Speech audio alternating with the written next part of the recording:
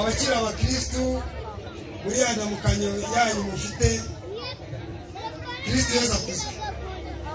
Iteka ryose. Nitwa Iraduha Aime Eric, aya ari amazina yanjye ya gikristo mu minsi yashize. Ariko izina ry'Isilamu nitwa Humutu. Iryo zina ry'Isilamu narisemo maze kumenya inzira y'ukuri, ariko n'ubundi ndihitamo. Hari umuntu wigeze kuri nyaturiraho bimwe mujya buvuga mu bakristo nyiri umwana. Iryo zina n'ubundi hari umuntu warariyise barigirira isirino kubera ko nari mfite amazina y'amakristo. Bamwe mu bantu bari ahangaha, bamwe ni abavandimwe banje, abandi ni abaturanyi banje, abandi ni ababyeyi banje, abenshi turaziranye kuko nanjye mvuka hano mu kagari ka Kigali. Ni hafi nuko burya imbibi za Kimisagara na Kigali, ariko turegeranye, abenshi turaziranye. Nifuje kubaho ubuhamya bujyanye n'inyigisho abavandimwe b'Abasilamu bamaze iminsi batanga, kubera ko hari bamwe muri twebwe baba bagitsimbaraye ku myemerere y'aho tubarizwa, ku myemerere y'ababyeyi, ku myemerere y'uduce dutuyemo. Ariko burya buri wese azabazwa ikintu cye. Nta muntu uzabazwa inzira ababyeyi be bamunyujijemo, ntawe uzabazwa aho agace yari atuyemo kamuganishaga. Njyewe kuva mu bwana bwanjye narabatijwe muri Kiliziya Gatolika ndi uruhinja. Ngize imyaka 7 nabaye umuhereza muri Kiliziya Gatolika. Kuva ku myaka yanjye 7 nari umuhereza muri Kiliziya Gatolika kugera ku myaka yanjye 30. Navuye mu bahereza batoya, abakatolike barabizi, njya no mu bahereza bakuru. Nize umuziki, iyi muzike classique yo muri Katolike. Buriya kuri piano gucuranga izi ndirimbo narabyize. Nubwo iri jwi rimaze kuzamo amakaraza, ariko buriya nzi no kuririmba. Narabikoze byose. Nabaye muri joke. Ni umuryango w'urubyiruko rw'abakozi rwo muri Katolike. Ubuzima bwanjye murabyumva ko nabumaze ndi umukristo Gatolika. Ntago mpagaze hano kugira ngo wenda hataza kugira umva ko wenda ari idini runaka agiye kwibasira. Njyewe n'ubuhamya bwanjye n'icyo nashingiyeho njya kuba umusilamu. Ndabizi hano kubera ko ariho ntuye, abenshi bagiye bavuga agiye mu basilamu, akurikiye akazi, akurikiye ibintu byinshi byaravuzwe. Subiye inyuma gatoya, inzira y'ubukristo Gatolika nayitojwe n'ababyeyi banjye, ariko mama aza kuvamo nawe ajya mu baprotestanti. Muramuzi, yitwa Pastor Catherine. Ubwo muri byibaza impamvu nasigaye muri Katolike wakajya mu baprotestanti, njyewe n'ubundi nkaza gufata icyemezo n'ubundi nkava mu Katolike nkajya mu basilamu. Ibyo bintu mushobora kubyibaza. Ngarutse ku cyo navugaga, ntabwo ndi bwibasire idini runaka cyangwa se itorero. Njye n'ubuhamya bwanjye bw'icyo nashingiyeho njya mu idini nabonye ko ariyo y'ukuri ya Isilamu. Muri Katolike nari mfite n'akazi gashingiye ku idini nasengeragamo. Kubibaza ko nagiye mu basilamu ari uko nkurikiyeyo izindi nyungu. Nari mfite akazi. Abantu ba hano nimukira hano hirya Gacumucumu mwarayibonye ko nimukanye ibikoresho bya buranjeri. Nari mfite amasoko mu makantine y'abapadiri y'ababikira. Twese tubiziranyeho iyo uhinduye idini hari igihe utakaza bimwe wari ufite aho wabarizwaga. Ibyo tubiziranyeho. Murumva niba nari mfite amasoko mwayasiga hajya muri Islamu, ubwo sintekereza ko uwibwira ko wenda nshobora kuba narakurikiye akazi nk'uko babivuga, ndumva aho ntaho musubishe. Nari umuserezi muri marketing yariwe, murayizi ni banki y'abakatolike.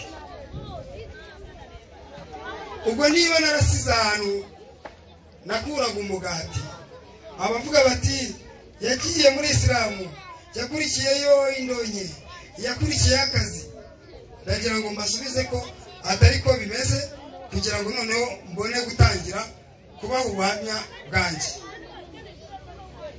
Nk'uko nabivuze, nari umukatolike, n'ababyeyi banjye ari abakatolike. Mama kubera ko nari nsigaranye ava muri katolike ajya mu baprotestante. Njyewe abantu tubana ubuzima bwa buri munsi barabizi, nkunda kumenya no kubaza, burasijya nkunda umuntu wambindikira. Nabajije mama ubwe ndamubaza, ese ko ari we wamfasha akaboko kanjyana muri katolike ukambatirisha bakamukarisitiya ngakomezwa, kucyo nsize cyangwa ushaka ko mvaho wanshyize ukanjyana ahandi ni ukubera iki?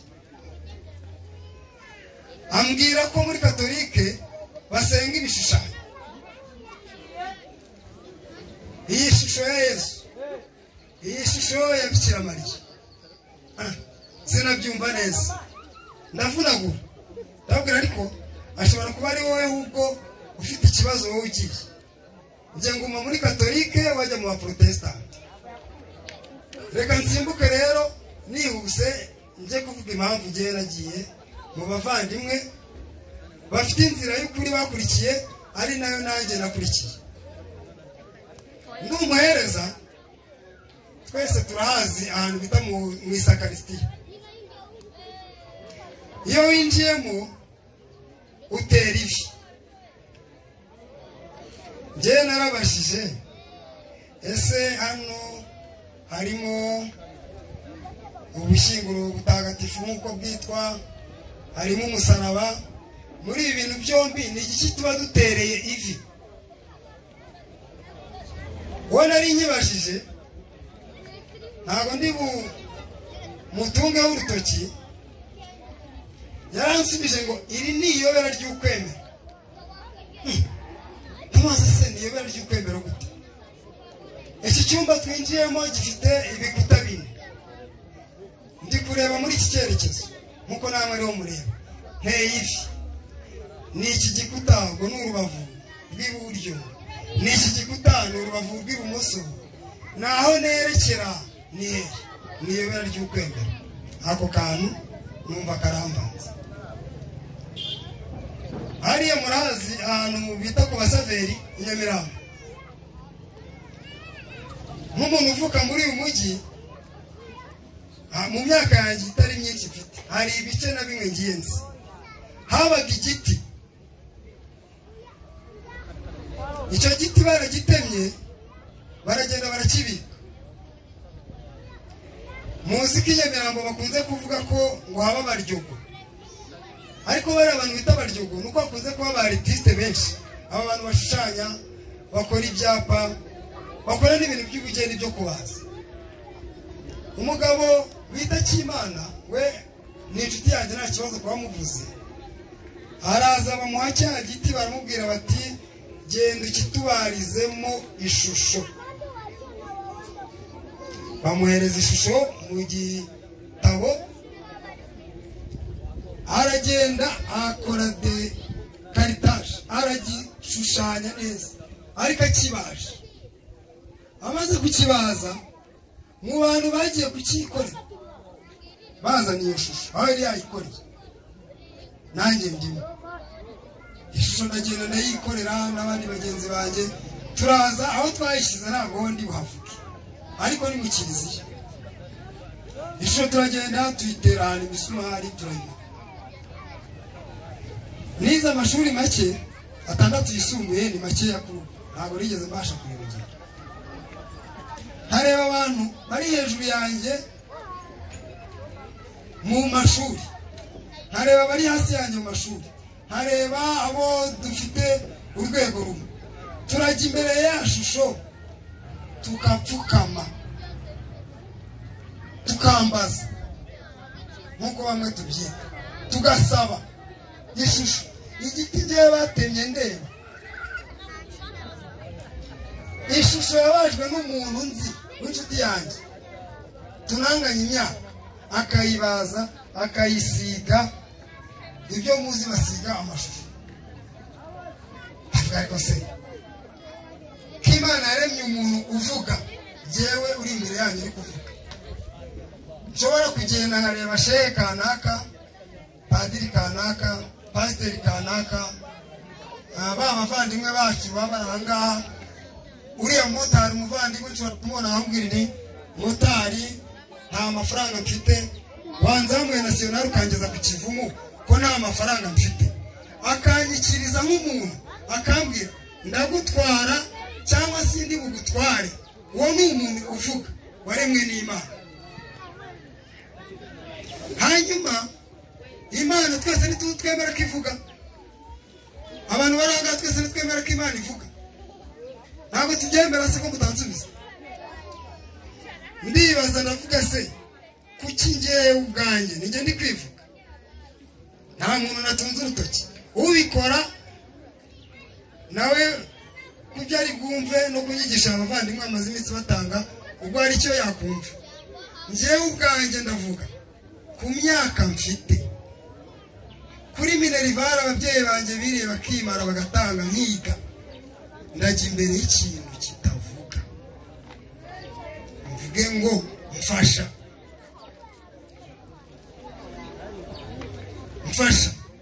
umudamu wanjye ari hano yaburaye mfasha nabuze amata y'umwana mfasha ikintu kitari bunsubize aricyo ndi kureba mbashije abo nagiye mbaza ntabwo ndi batunga urutoki barambwira ngo iriya shusho ugomba kuyubaha kuko iri mu cyimbo cy'ibyo utekereza ibirenze kuri ibyo ni iyobera ry'ukwemera mwababyeyi mwe muri aha ngaha mwohereza abana banyu ku ishuri dore n'ishuri rigiye gutangira umwana wawe nagira ikibazo ku ishuri akabaza mwarimu wishyuye minerivare yawe akabaza umwarimu akamubaza ikibazo umwarimu akamubwira ngo ibi bintu ntabyo nzi cyangwa akamubwira ngo ni iyobera ry'ukwemera umwana naza akabikubwira bizagushimisha warishyuye minerivare yawe ko mutansubiza bizagushimisha njyewe rero nabuze ubusobanuro bw'ibyo nashakaga kumenya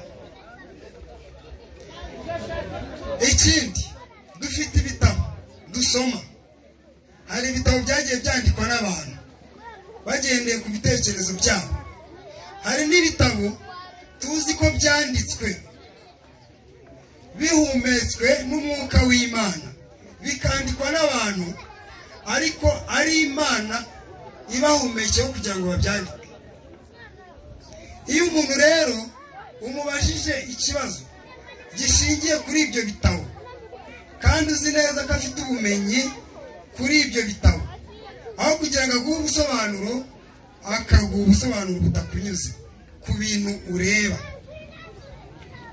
nkanjye njyewe uri kwivuga uri kubaha ubuhamya burya bakubeshya cyangwa bagushuka rero impamvu yatumye mfata icyemezo nkajya gushaka abavandimwe b'abayisilamu mu nyigisho bamaze iminsi batanga aha ngaha nanjye nagiye nzumva bafite itangazamakuru, bafite urubuga rwabo kuri YouTube. Uriya mu Amir Sege nagiye numva ibiganiro bye, ndahaguruka ndagenda manza kunyura ku bandi bashehe, kubabwiriza butumwa, ndabasobanuza nkababaza nshingiye kuri Bibiliya ntagatifu ngiye niyo nabaga najyanye kuko nari umukatolika, nkababaza nshingiye kuri Korani bashingiraho bigisha. Ibibazo bitatu bya nyuma nari nsigaje nabibajije uriya mugabo Amir Sege, yaransobanuriye ndanyurwa nshingiye ku busobanuro bampaye, nshingiye ku bibazo ngiye nibazaga ubwanjye ntanabibaza abo nzi ko babifite ubumenyi ntibansubize, mpita mfata icyemezo n'urugo rwanjye, mfite umudamu n'umwana umwe, dufata icyemezo cyo gukurikira inzira Allah yishimira yatoje buri muntu wese uri ku isi yakabaye anyuramo. Ninjira idini ya Isilamu ku bushake bwanjye, ntawe umatirije, nibarije, nisomeye, niyumviye, nta kintu nkurikiye, ku bushake bwanjye ntora shahada, mfata amahugurwa nk'abandi, nanjye ndiga, ninjira idini ya Isilamu kubera izo mpamvu. Navunaguye kubera ko iminota bampaye ari mikeya, ariko hari akantu kamwe ngiye kuvuga nsoza kugira ngo twese tuze kugatekereza. Mama ni Pasiterine, abenshi baramuzi, ni umwana we w'imfura. Nahinduye idini mva muri Katolike njya muri Isilamu. We yahinduye idini ku bushake bwe, ava muri Katolike ajya mu Protestant ku burenganzira bwe, ku bushake bwe, wenda kukuri yari akurikiyeyo. Ndagira ngo muze gutekereza aka kantu. Ndi umwana we w'imfura, kubera ko njye ninjiye idini idahuje n'imyemerere ye arimo nka Pasiterine. Igikorwa yankoreye ndagira ngo muze kugitekerezaho, ntabwo ari kumusebya ni mama, ntabwo ari no kumutuka, abenshi barabizi. Njyewe reka ngaruke kuri aka kantu. Bibiliya yigisha urukundo, Korani ikigisha urukundo, Leta y'u Rwanda itwigisha urukundo, kubana neza na mugenzi wawe.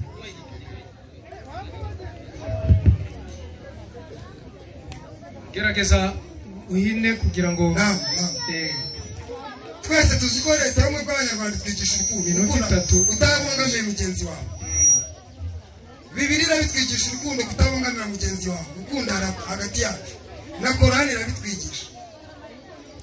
Niba umuntu yigisha urukundo akabongamira umwana we yabyaye, amuziza inzira yahisemo, kuki ahindukira akakwigisha urukundo? Ako kantu tugatekereza. Inzira aba kuyoboramo aba ari y'ukuri, kandi Isilamu ejo umwigisha wacu, umuvandimwe wacu yigishe ko Isilamu ni idini y'ukuri, ariko yunga ubumwe, ariko n'urukundo. Bavandimwe muri ahangaha, bavandimwe b'Isilamu, abakristo bari ahangaha, abaturanyi banjye, abavandimwe, abacuti bari ahangaha, ubuhamya bwanjye nubwo ngubwo, reka nsoze iminota yanjye ari mikeya, ariko buri wese nakanya kugira ngo yitekereze. Imana yadushyize ku isi turemye, iduha ubwenge bwo gutekereza. Ubumenyi tubushaka ku isi, nitwe tubushaka, nitwe tugomba gushaka aho dukura ubumenyi bwa nyabwo, n'aho dukura inzira y'ukuri. Murakoze. Assalamu alaikum wa rahmatullahi wa barakatuh.